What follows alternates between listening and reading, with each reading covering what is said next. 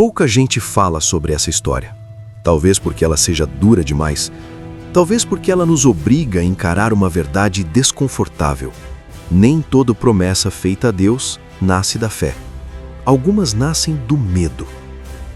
A Bíblia conta que um homem fez um voto no momento errado. Um voto precipitado. Um voto que não poderia ser desfeito. Quando ele voltou vitorioso da batalha, acreditando que Deus havia honrado sua palavra, a primeira pessoa que saiu correndo para recebê-lo não era um inimigo. Era alguém que ele amava mais do que a própria vida.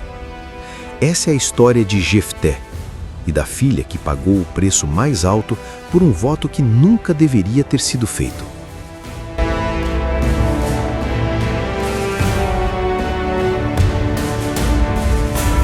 Daquele homem que haviam rejeitado. Chamaram Jefté de volta, pedindo que ele liderasse o exército. Jefté não esqueceu a dor do passado, mas aceitou, com uma condição: se vencesse, seria reconhecido como líder. Antes da batalha, Jefté tentou resolver o conflito pela diplomacia. Falou, argumentou, explicou direitos históricos, mas os amonitas não ouviram. A guerra era inevitável. Foi nesse momento, tomado pela pressão, pelo medo de falhar e talvez pela necessidade de provar seu valor, que Jefté fez algo perigoso. Tentou barganhar com Deus. Ele fez um voto. Disse que se o Senhor lhe concedesse vitória, ao voltar para casa, ele ofereceria em sacrifício aquilo que primeiro saísse ao seu encontro. Não havia especificação, não havia limites, não havia sabedoria. Era um voto vago, impulsivo e profundamente arriscado. Deus concedeu a vitória. Israel venceu. Jefté voltou como herói. O povo o celebrava. O som da guerra ficou para trás. Mas então, no momento em que se aproximava de sua casa, algo aconteceu que mudou tudo. A primeira pessoa que saiu ao seu encontro não era um animal, não era um servo, foi sua filha. Filha única, sem outros filhos. A alegria dela era pura.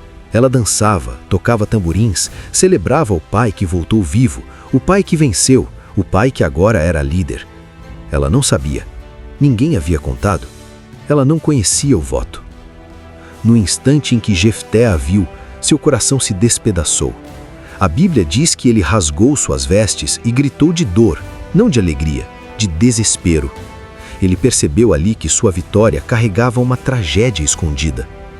Jefté contou à filha sobre o voto, e aqui a história fica ainda mais pesada, porque a reação dela não é de revolta, não é de fuga, não é de acusação. Ela aceita. Com uma maturidade assustadora, diz ao pai que cumpra o que prometeu ao Senhor. Apenas pede uma coisa: 2 meses para ir aos montes chorar com suas amigas.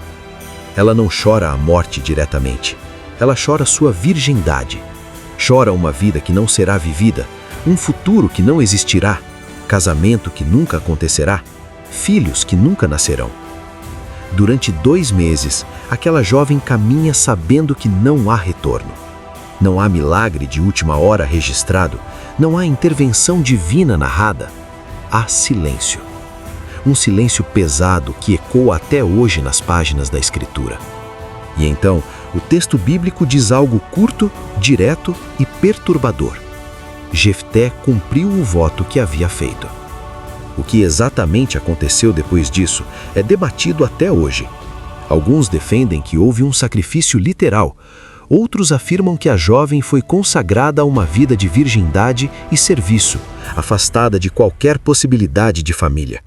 Mas independentemente da interpretação, o resultado é o mesmo.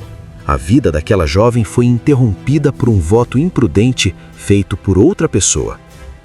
A história termina dizendo que as filhas de Israel passaram a lamentar, ano após ano, a filha de Jefté. Uma memória coletiva, uma ferida aberta, um lembrete eterno de que Deus não se agrada de promessas feitas no impulso, nem de espiritualidade baseada em troca. Essa história não existe para nos chocar apenas, ela existe para nos alertar. Jefté não perdeu a filha porque Deus exigiu isso. Ele perdeu porque tentou negociar com Deus aquilo que nunca deveria ser colocado na mesa. Promessas feitas no desespero costumam cobrar preços que nem imaginamos.